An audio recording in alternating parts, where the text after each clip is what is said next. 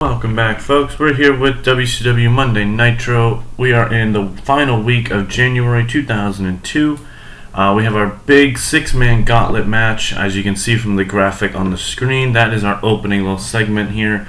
We're in front of about 5,000 people in the Mid-Atlantic. The six participants in the gauntlet match are Goldberg, Lex Lugar, Abyss, Rey Mysterio, Mike Awesome, and Chris Kanyon. When we get to the main event, before I give you the results to that match, I will be reading through on how that match went down. And 66 ratings, so all these guys are getting over. And as you can see, at this point, we are now starting some new people in that main event scene. Kanyon, Awesome, Mysterio, and Abyss are all new faces. Even Lex is kind of a new face, he hasn't been there in a while. And then obviously Goldberg. We get the first promo here from Jeff Jarrett, Dustin Rhodes, and BG James. Jeff Jarrett grabs a microphone and says, "Everybody's been asking why.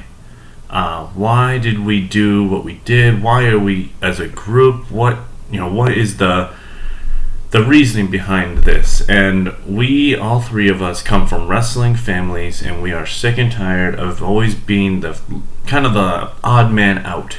So we decided to take it upon ourselves and create the dynasty.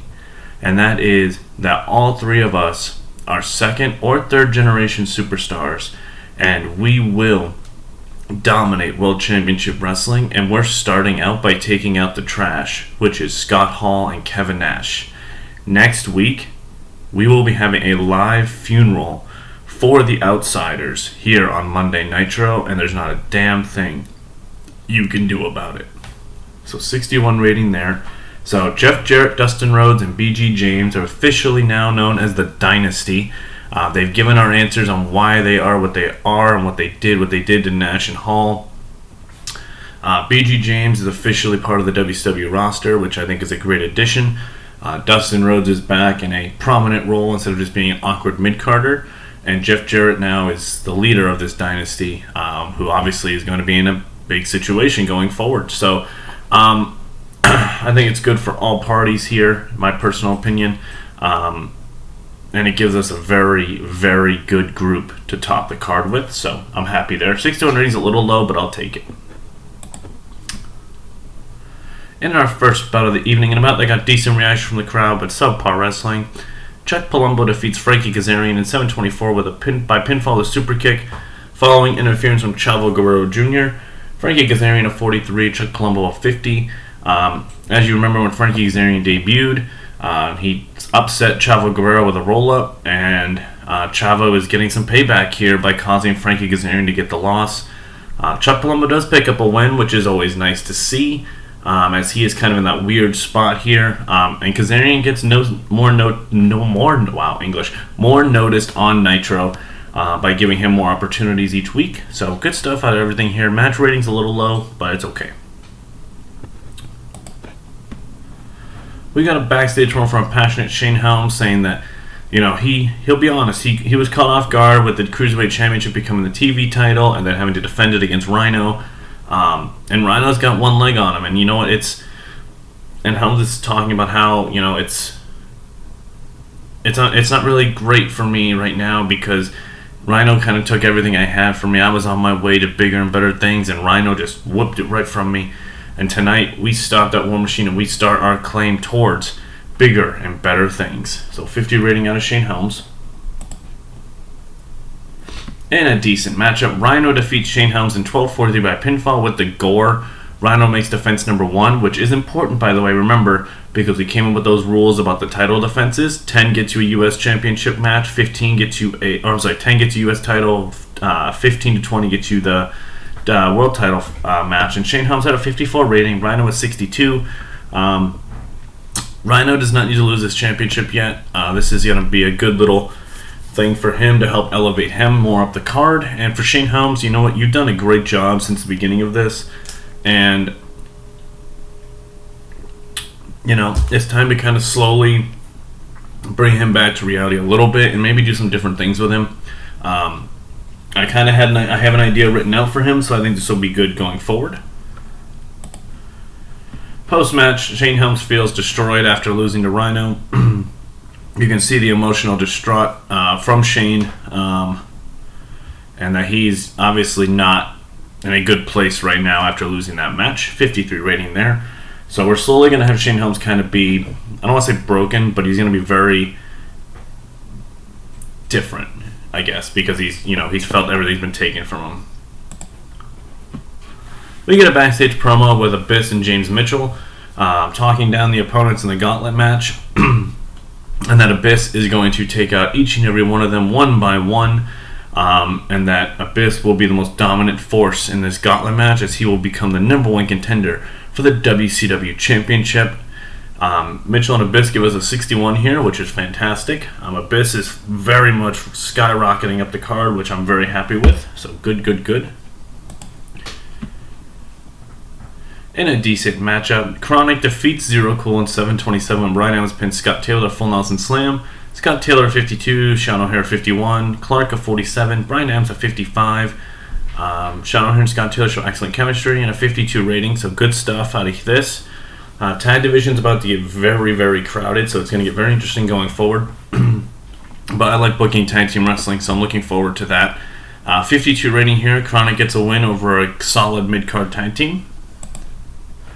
Post-match, Pinpoint hits the ring and attacks Kronik as the fight breaks out, as Kronik bails to the outside. 52 rating. There's feud's still not over. We're gonna probably give it one more little match, and then we'll be done with that. Backstage promo from Bill Goldberg. We got a 71 out of him, saying that he has finally laid waste to Scott Steiner, and he can finally clear his path towards the WCW Championship, and that him and Booker T have a date with Destiny at Super Brawl, and there's not a damn thing anybody can do about it. 71 rating there out of Bill. Oh, and a good match, and about to have good wrestling and a decent reaction from the crowd. Lance Storm defeats Super Crazy in 7:25 by pinfall. Lance Storm had a 78. Super Crazy had a 58. 70 rating overall. Lance Storm benefited by having a hot new move, so that's awesome. And this match got the crowd hotter, so all good things. Love to see it. Lance Storm is gonna find something going on here soon. Looking forward to it. Going forward. And we move on. And Little Guido, Berlin, and Ray Gonzalez come up on the ramp as Super Crazy is backpedaling, and Guido gives him the warning that Lance Storm, you may have beaten Super Crazy tonight, but don't get it twisted. Don't try to get in the malicious way, as I know you and Mike Awesome have been friends in the past, but don't try to get in our path. We will be taking out Mike Awesome. Don't try to be a hero or don't try to be a friend. Just stay out of our way. So we're kind of teasing that the Mike Awesome and Militia storyline's not over, and that Lance Storm might slowly find his way somewhere in there. 53 rating there. We get a backstage promo from Rey Mysterio talking about this Gauntlet match tonight, and that he is going to be the man who finds his way and claws and scratches to the WCW Championship match against Booker T at Super Brawl. He's been looked past his whole career being short, and tonight he is going to rise and take that match at Super Brawl. In a decent match, Kaz Hayashi defeats Rick Steiner at 8:03 by pinfall with a final cut. Kaz Hayashi at 65, Rick Steiner at 51, 61 rating overall.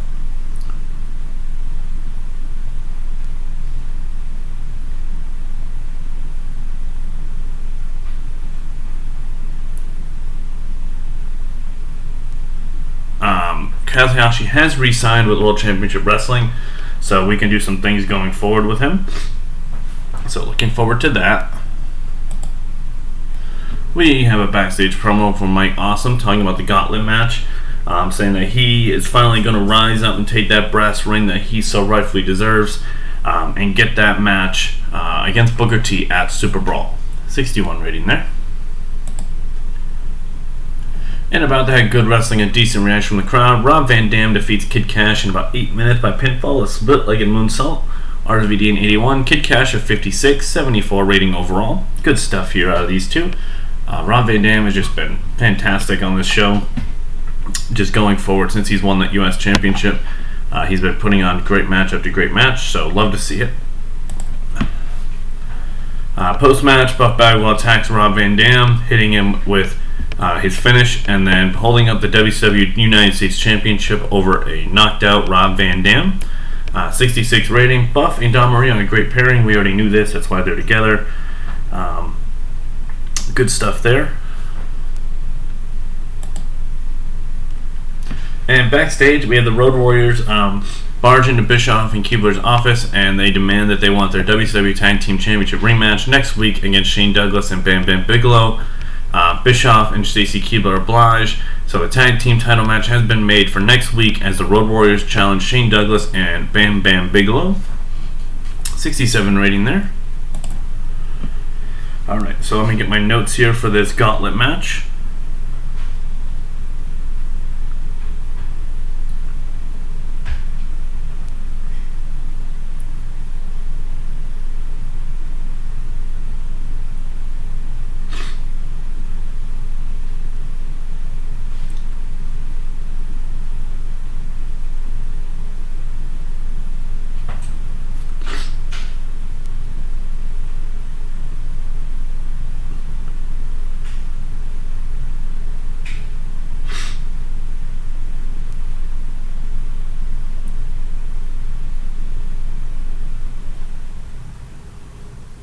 Here we go.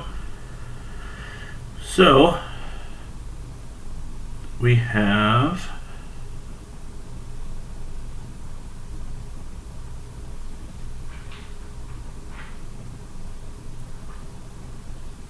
okay, cool. So here are my notes for this matchup, and then we will go over it. So the first participant who enters the Gauntlet is Goldberg.